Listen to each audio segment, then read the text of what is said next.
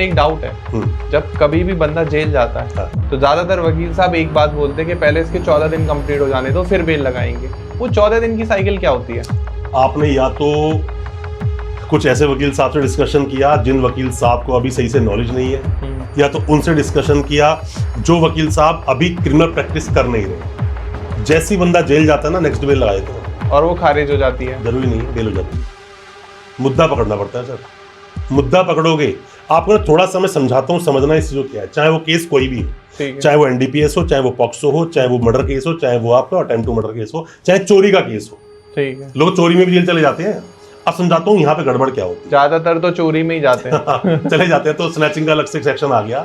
एक आदमी को अरेस्ट किया, अभी अरेस्ट कर लिया उसको, 24 घंटे कस्टडी में रखेंगे। 24 घंटे ही तो रख सकते हैं जी। अब मान लो कस्टडी 30 घंटे रखा तो आर्टिकल 21 वायलेशन होता है। सिर्फ इस अकेले ग्राउंड पर कई बार मजिस्ट्रेट साहब ने बेल दे दी है, सीरियस केस होने के बावजूद। नहीं भी अगर दी है तो हमने उस 30 घंटे का एक जब ग्राउंड लिया, हाई कोर्ट जाकर आर्टिकल 21 में जब रिट लगाई, उसको बेल मिल गई सामने वाले। ये प्रूफ देना पड़ता है लेकिन। हाँ जी, कि 30 आवर्स हो चुके हैं, इसको अरेस्ट करें, अब तक पेश नहीं किया। मैं उधम सिंह नगर एक केस में गया था। उस केस में वो फर्जी डॉक्यूमेंट्स का वो केस था, उसको कस्टडी में रखे हुए लगभग 36 घंटे हो गए। ठीक है। और पुलिस वाले शाम को लगभग 3-4 बजे के आसपास प्रेस कॉन्फ्रेंस कर रहे हैं, सब बैठे हुए वहां पर, बड़ी बड़ी बातें चल रही है। मैं कोर्ट में खड़ा था, मैं कोई बात नहीं आगे, हम तो खड़ी इसलिए। सही बात है। वह कोर्ट में थे और लगभग 6:30-7 बज गए। जज साहब भी उठ चुके थे, सब कुछ हो चुका था। वापस मैंने वहां से कॉल करवाया कि मेरे बंदे को अभी तक यहाँ प्रोडक्शन मतलब प्रोड्यूस नहीं किया गया है, मेरा आदमी जिंदा है मर गया पता कैसे चलेगा। मैं एप्लीकेशन बना के दे रहा हूँ, रिसीव करो इसको। मैं एप्लीकेशन लिख दी फटाफट से उसके अंदर कि मेरे बंदे को तब इन्होंने अरेस्ट किया, ऐसे टाइम था, ये सब चीज़ थी, मीटिंग कर रहे थे, वहाँ वाले डिवाइस सब कुछ दिखा दिया मैंने। दिखाने के बाद में जज साहब बैठे रात को 8:30 बजे। जज साहब बैठे, 2 बंदों को पेश किया गया जिनके पास से बहुत सारे प्रिंटर मिले, बहुत सारी मार्कशीट्स मिली, बहुत सारे डॉक्यूमेंट मिले। रिमांड नहीं होने दिया उसका मैंने जेल में। वो जेल गए, बेल नहीं दी वहां से, हालांकि प्रूफ था। जज साहब ने ये बात कंसीडर नहीं की, जेल भेजा पर रिमांड नहीं हुआ। रिमांड होता तो 1 हफ्ते की, और वो सेम टॉर्चर चालू। जब एक वकील साहब कोर्ट में केस को प्रेजेंट करते हैं तो 24 आवर्स का एक बहुत बड़ा एक एग्जांपल है। मर्डर केस की बात कर रहा हूं, इसमें आप बेल मिल सकती है, मान लो नहीं मिली, आपको भेज दिया गया, या वहीं पे खड़े होकर आपने देखा ग्राउंड्स ऑफ अरेस्ट तो है ही नहीं, ग्राउंड्स ऑफ अरेस्ट पे बेल मिल जाएगी आप। ये ग्राउंड्स ऑफ अरेस्ट क्या होता है? इसको थोड़ा बहुत बेसिक लैंग्वेज में समझाइए। देखो ये ना ग्राउंड्स ऑफ अरेस्ट जो है ना, ये कुछ जजमेंट से शुरू हुआ।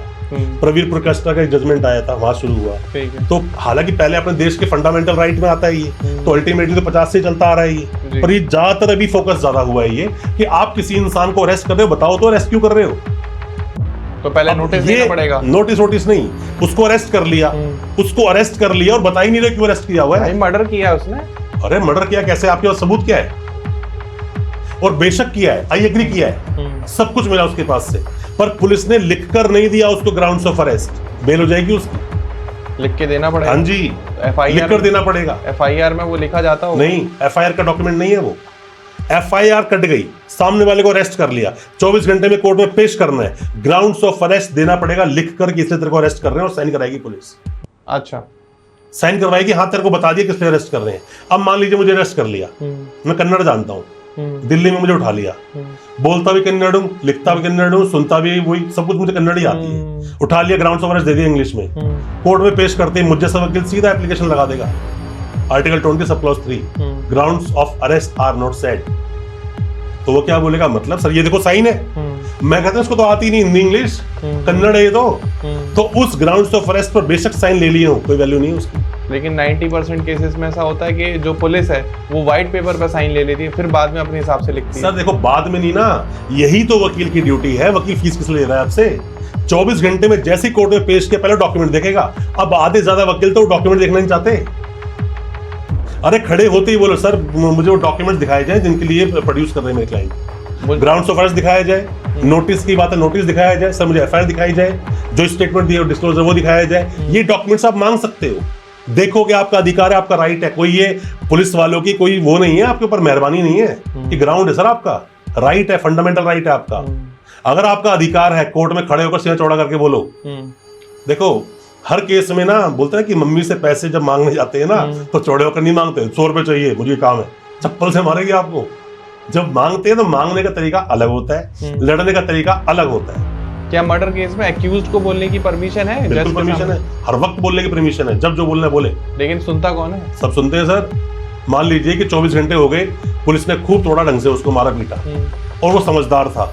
उसके वकील से मिला, 41D CRPC ये बोलता है कि पुलिस से जब पुलिस की कस्टडी में है तो वकील जाके मिल सकता है। ठीक है। अब वकील ने उसको बोला, सुन मेरी बात, जैसे वो पेश करेंगे ना, पेश करते ही तेरे को निशान तो है तेरी बॉडी पे, शर्ट उतार दी वहीं कोर्ट में और जज को दिखाई, जनाब मुझे इतना मारा था, नील पड़े मेरी पूरी बॉडी पर, पैंट भी उतार दी तेरे मारा था उसके अंदर। कई बार कर देता हूँ मैं तो ये कोर्ट के अंदर काम, ये डिपेंड करता है सर आप कितने, मतलब कोर्ट सर मैं शर्म किस लिए, कोई मेरा ससुर थोड़ी खड़ा है वहां पर। सही बात है, मुझे तो अपना काम करना है।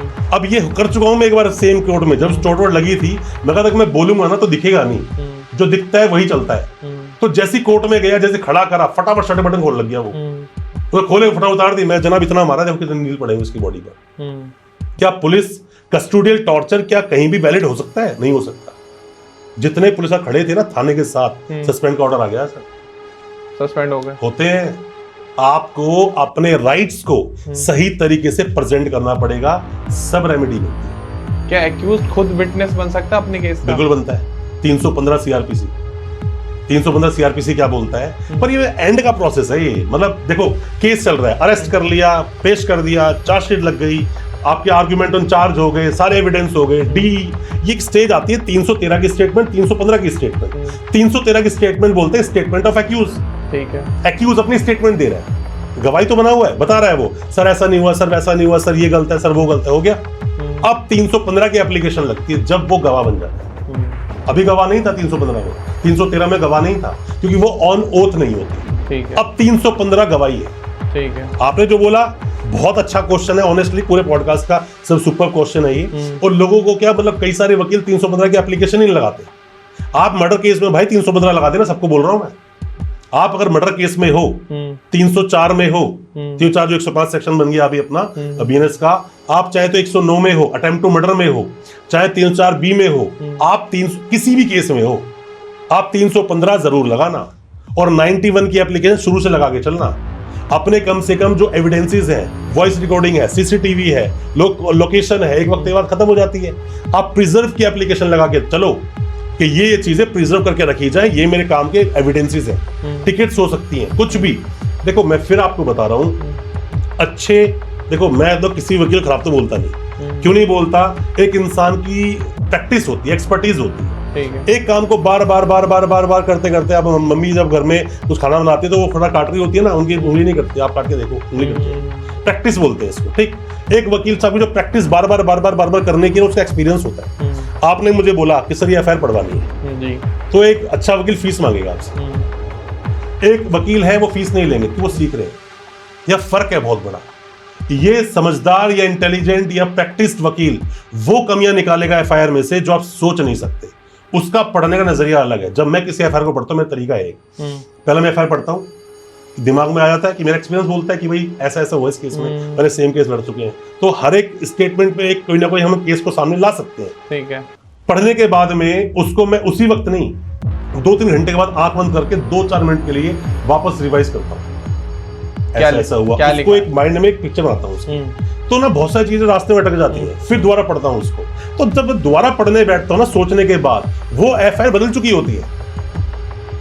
मैक्सिमम 90% FIR बदल जाती है। बदलती कैसे है? मेरे सोचने का नजरिया बदल जाता है, मेरा पढ़ने का नजरिया बदल जाता है। एक में FIR में ये लिखा हुआ है कि रात को 11 बजे जब मैं X के साथ बुलेट पर जा रहा था, उतरने के बाद में इसका एक आदमी वहां पे खड़ा हुआ था जिसके हाथ में चाकू था।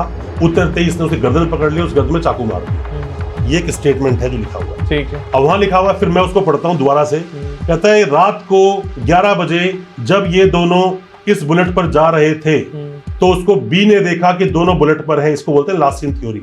मेरे दिमाग में आता है लास्ट सीन थ्योरी केस है बेटा, ये केस एविडेंसी बेस्ड नहीं है। जैसे ही वहां पर जाके उतरे तो उतरते ही उसने गर्दन पकड़ ली, दूसरे ने चाकू मार दिया। अब सवाल ये आता है, बेटा ये स्टोरी पुलिस को बताई किसने? वो तो मर गया, मर गया ना वो आदमी। ये स्टोरी किसने बताई पुलिस को? किसी ने तो बताई नहीं। या तो पहले FIR होगी या इन्वेस्टिगेशन होगी, प्रिलिमिनरी इंक्वायरी हो सकती है। बिना FIR काटे इन्वेस्टिगेशन कैसे हुई? लेकिन कई बार पुलिस लिख देती है एफआईआर में कि हमें सूत्रों से पता चला। सूत्रों से कैसे पता चला? सूत्रों से पता चला तो पहले एफआईआर, सूत्रों से पता चला तो एक गवाह बन गया, आई विटनेस है। मुखबिर, अरे भाई मुखबिर तो आई विटनेस बनेगा फिर वहां पर।